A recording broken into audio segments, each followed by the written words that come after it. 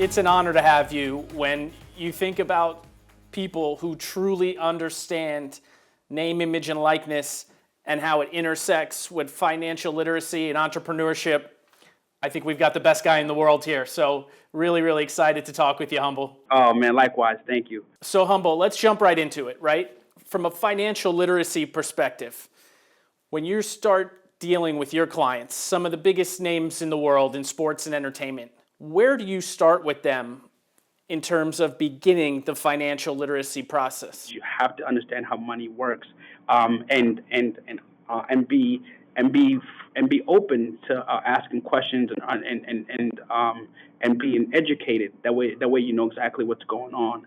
The most important thing is you have to figure out, okay, with my big time clients, I mean, they're getting big salaries from from the NBA teams, the NFL teams, or boxing or whatever, and then also getting a lot of money from endorsement deals and appearances and off the field income. The goal for us is to make sure that when it's all said and done, and there's not any more basketballs to shoot or any footballs or any touchdowns to score, those dreams that we talked about at the beginning actually have come true, and they've built generational wealth for themselves and their families and their communities and for generations to come.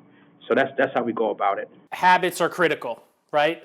Learning to save money, learning to invest it, right? And look, you could still spend a little bit of money, but make sure it's within your budget. Humble, I wanted to turn to entrepreneurship, right? You started your own business and would love a little bit about how you took the leap to go do that, but also your advice on how people get started and the things to think about as you get started. Yeah, great questions. Great questions. Yeah, I've always wanted to be an entrepreneur since since I was a kid. I was always like, I would always figure out how to make money on my own. When we used to have this big, I don't think our young students are gonna remember. We used to have CDs that you'd have to burn in like a computer like this size. I would make copies of CDs and sell them. I would rent out a locker from one of my friends in middle school and high school, and have them put their books somewhere else so I can have a locker full of candy, and I'll meet kids there in between class periods and sell them candy out of the locker. Like, I mean, I've always been an entrepreneur. I've always loved the journey of working for yourself and creating jobs for other people and just building something. So I started my company too when I was 20 years old, right? So I kind of understand I understand what I was in college when I think I was 18 when I first started my first company, and I was 20 years old when I started this company, Lifeline.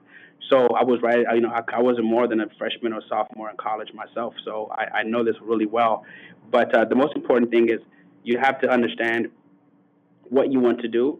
Okay, what you want to do and what value is that going to create in the marketplace, right? And I think a lot of young people, they just do things because they see it working for other people. They'll say, "Oh, that person has a really cool clothing line. I want a clothing line." But it's like, is that really your passion? It's like, don't do things because you see it working for other people. Like, you have to really look in the mirror and really figure out like what impact you want to have on this world, and what impact can your business have on this world. And once you figured it out, because entrepreneurship is the hardest thing in the world. You don't sleep. I think for the last 16 years, I worked 80, 100 hours a week. My mind never turns off. I think about Lifeline 24/7, 365. I'm married to this place, so you gotta really, really love what you do because it's really, really hard. But once you know what you want to do, then set up the right structure. Get a business account. Establish an LLC. Open up a business account. Separate your personal expenses from your business expenses, right? Depending on how much money you're going to need to run the business, you may have to go maybe raise some money from some family and friends, or you may have some savings, or you may go work while funding your side business. Because you gotta fund your business. Have a good accountant that can help you keep track of your expenses and keep track of your taxes, because taxes, man, are enemy number one. But also be patient. It takes 10 years for to build something special. And I think sometimes young people, we live in this instant gratification world, but that's not how real life works. And so that's why you really have to love what you do, because it's going to take about 10 years for it to be for it to be what you think is what you want it to be. Also, get the right people to help you. Right? You cannot get anywhere worth going alone. It's impossible. There's no place that's worth going that you can get there alone. You're gonna need a lot of help. And so what I did back in the day when I couldn't afford to hire, now I got 40, teammates that work with me. But back in the day when it was just me and I couldn't afford to hire people, I would have to go reach out to consultants and things of that nature. But I didn't have the money to pay consultants. So what I would do is I would reach out to them and I would just barter. I would say, hey, I know you got to have your lawn mowed.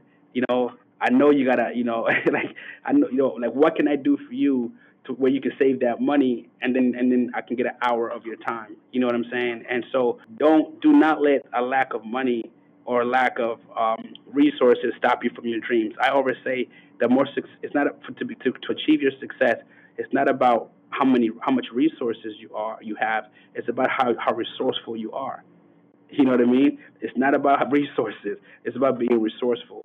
So always find a way to get something done because there is a way. You know what I mean? Like if a door ain't open, I promise you, like there's a window. There's something else where you can get to your dream. Just don't give up. And then from there, have good people around you, right? Because your business is just people. And you got to have the right people. I think the success of my life has been my ability to work with the right people and build great teams. You got to have the right people. But entrepreneurship is not for everyone. But if you have that drive and you want to do something, go now. I'm telling you, go now.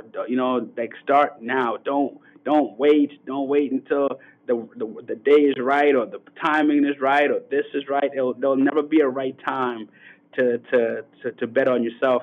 So the younger that you are, the more time you give yourself to make mistakes, to grow, to recover. You know what I mean? So go now and ask for help, and find ways to add value to people. Don't just call people asking for things.